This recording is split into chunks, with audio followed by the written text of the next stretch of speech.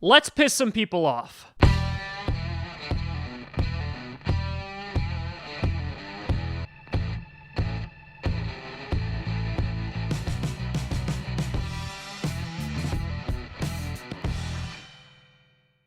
Grossi Posse Packer Nation, welcome to another episode of Packcast, the podcast where you don't have to be a Packers fan, but it sure does help. I am your host, Tom Grossi, and today what we are going to dive into is a 7-round mock draft for the one, the only Green Bay Packers. Now, before we get to that, I want to do a quick shout out and thank you to all the members over at patreon.com/TomGrossiComedy who are supporting me. Get some cool rewards, and also know that you'll get into heaven if you help me out. I can literally feel the hellfire from here from that comment. But check out patreon.com/TomGrossiComedy if you would like to support me. Now, let's get into this 7-round mock draft. Now, I tweeted about this a couple days ago, in which I have never used mock draft generators before. I've always done it by hand, and I just find that that's a better way to do it. And I really didn't even know about generators until this year, and I was like, hey, let me try them and let's see what happens.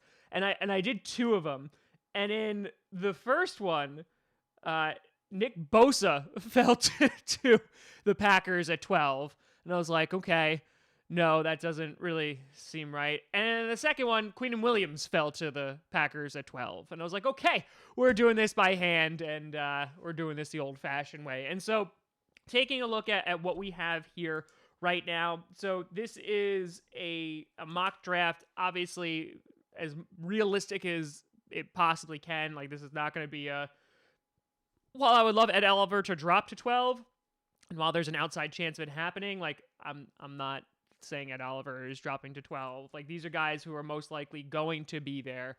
And it's obviously going to fill a bunch of needs for the Green Bay Packers. And so with that, with number 12, which already was like a tough one to do, in the mock draft that I released last week for just the first round, I said that we were getting TJ Hawkinson and NASIR Adderley. And I'm going to go something a little bit different this time, because maybe, a lot of people out there are saying, Tom, we shouldn't draft a tight end, even though I love TJ Hawkinson at 12. And so with that being said, instead of going offense with the first pick, considering this is such a defensive-heavy class, I decided to go defense and go with CLEMIN FERRELL from Clemson. And I think that this guy would be perfect for the Green Bay Packers. I think he's still going to be there at 12. I wouldn't be surprised if he doesn't make it out of the top 15. But he could play as a defensive end, so he can have his hand in the dirt. He could also stand up as a 3-4 outside linebacker, so he could line up opposite whatever Smith we wind up putting at outside linebacker, most likely Preston Smith, or he could potentially be a replacement if we don't re-sign Mike Daniels next year when his contract is up. And this guy is a constant disruptor in the backfield. He is able to put up great numbers getting to the quarterback. He's pretty damn good at stopping the run. And so I think that FERRELL would be a good addition for the Packers. And again, since he can bounce back between those positions, we can kind of just throw him wherever we need him. Now, number 30, the Green Bay Packers. Again, this was a tough one of who I wanted them to pick, but I think just based off of need, and I'm hoping that this guy falls to 30 if this is not addressed at number 12, that is CODY Ford from Oklahoma, the offensive tackle. And I think that the reason why this is so important, obviously, is because we need to protect Aaron Rodgers. CODY Ford would potentially be the guy who would replace Bulaga after next year. And I mean, you can never have enough depth at this position. And considering that the guy coming out of Oklahoma is looking damn good, and he's one of the top offensive linemen in this draft, I think you basically have a surefire right tackle here. And again, protecting Aaron Rodgers should be the number one priority. So Rodgers will be very, very happy. So we're getting it on both sides of the ball, both lines on the ball with the first round. Then at number 44, the second round pick, this is where I'm going to say, because I think he's going to fall to the second round. That's where we're going to get NASIR Adderley, the safety from Delaware. The reason I like him so much and I'm so high on him is because he played cornerback for the first 2 years of his career and was doing pretty well there, and then switched over to safety. And considering we have a question mark at both of those positions, we obviously have Tramon Williams. We also have Josh Jackson. There was talks, I know, amongst the fan base and potentially even within the organization, about moving Josh Jackson over to safety. And obviously we got Adrian Amos from the Bears to kind of shore up that backfield a little bit. But the fact that this guy can play both and is kind of that hybrid player, I love his speed. I love his energy. I think he would be a great addition for the Green Bay Packers. And of course, solve a potential safety problem. Then we're getting into round 3, the number 75 pick. I'm going to go with Sean Joseph, who's the outside linebacker from Florida. And the reason I'm picking him is not to be an outside linebacker, because he does have some issues, but just for stats' sake, he has 62 solo tackles in 2 years, and what I would love to do with him is move him to inside linebacker, because obviously if we're addressing outside linebacker, we did it in the free agency, we already are doing it in the beginning of this draft by getting FERRELL. I think that if he moves to inside linebacker, because right now there's a big question mark going on there too. We have Oren Burks at that position. We obviously are expecting a lot out of him, but nobody kind of knows what we have with Oren Burks. I was actually super high on him when we drafted him, and I actually predicted that we were going to draft him. I just thought we were going to draft him much later. I thought we reached a little bit. But I think if you shore up that position a little bit, I think Joseph has a really high upside, and he's a tackling machine, and I think that's what we need right on the inside. Round number 4, if we don't get TJ Hawkinson, this is where I see at number 114 us getting our tight end, and that's Jay Sternberger, which is just a phenomenal name, the tight end out of Texas A&M. He needs help blocking, but he is reliable as hell and is essentially like the safety blanket for Texas A&M. He gets a lot of targets, is able to get open, is effective in the passing game, and could provide Aaron Rodgers with the check down if Rodgers will take it. You know, that's neither here nor there, but I think we can address it here because obviously Mercedes Lewis, you have Jimmy Graham. Mercedes Lewis was never even utilized in Mike McCarthy's offense, but is more of a blocker anyway. And then who knows what we have in Jimmy Graham, right? We're hoping that he is able to become the Jimmy Graham of old, like he was with the New Orleans Saints, but I am not too sure about that, which is why I was pulling for getting TJ Hawkinson at 12. But if we don't pull the trigger there, at least we could get a tight end that we could build around in the 4th round. And then 4 picks later, here we are again. Thank you, Redskins, for Clinton Dix. The 118th pick, I'm going to go with Isaiah Johnson, the cornerback from Houston.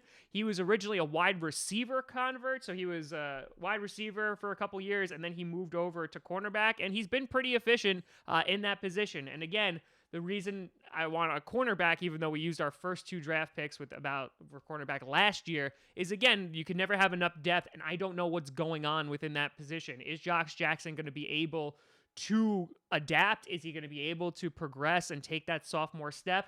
And, you know, you get a 4th round guy who has a bunch of upside. I think it's never a bad thing. Then round number 5, for all those fans yelling, Tom, where's my receiver? Here you go, buddy. I'm going to go with JAKOBI Meyers with the 158th pick, the wide receiver out of NC State. The guy had really just 1 year, but 92 receptions and over 1,000 yards in 2018.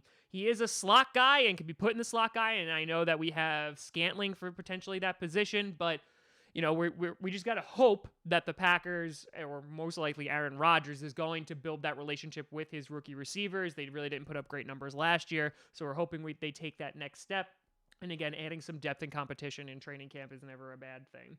And then in the 6th round, we have 2 picks starting at 185. I'm going to say that we're going to go running back here because I don't think we should go running back any earlier, considering we already have Aaron Jones and Jamal Williams. With LJ Scott, the running back from Michigan State. The guy is basically a workhorse, and from 2015 to 2017, the guy put up great numbers, but really didn't do well his last year in 2018. And so I think that's why he's going to drop down, potentially even into the 6th round, because he has that big question mark of, like, are his best days behind him? But I say take a flyer on him, provide some depth, and again, some competition in camp. Then with our other 6th round pick at 194, I'm going to go with Nate Herbig, who is a guard from Stanford. He's an interior lineman, again, just building that depth at guard and continuing to protect our most important asset, and that is Aaron Rodgers. So this is never a bad thing. And hey, listen, we've done pretty well with late round offensive tackle draft picks in the past. And then finally, round 7, which is a total crapshoot. number 226. I'm going to go with Kevin Givens, the defensive tackle out of Penn State. He is pretty decent. He has good block shedding maneuvers, but other than that, again, the reason I'm picking him is purely for depth. And I mean, that's really what the 7th round is, right? You're just like taking a flyer on somebody and going, maybe you won't suck. But this guy in particular, he's going to be there, or should be there, when the Packers are picking, and he's a bigger guy. And I think that, with some of his technique, he has the potential of making the team. And so that's why I'm going with him. So just to kind of keep score here, after this, if we go with this mock draft, we have addressed, right, the offensive line, we've addressed safety, we've addressed tight end, we've addressed pass rusher, we've addressed inside linebacker, cornerback, wide receiver. So for me, this was we obviously are spending our early picks on positions of need, and then we're just kind of building depth throughout the draft. So I would be pretty happy if we wind up something like this. Now, obviously, this is a mock draft, and who the hell knows what's going to happen? Who knows? Maybe Ed Oliver will fall, or maybe Bosa will fall to 12. Maybe those mock draft generators were correct, and I would be super duper happy. But let me know what you think down in the comments below regarding this mock draft. Do you think this fills all the needs? Do you think there's other needs that need to be addressed earlier in the draft and some that can wait till later? Let me know. You can always find me at TomGrossiComedy.com or at TomGrossiComedy on all the social media you see down below. You check out podcasts on SoundCloud, iTunes, Google Play Music, and of course here on YouTube 5 days a week up until the draft. Next week, we will be streaming the draft. We will do it live round 1 on Thursday night and live on day 2. And then we'll also have videos on every single guy that the Packers wind up drafting. But thank you so much for watching. Have an excellent weekend. I'm Tom Grossi. And as always, go Pack, go.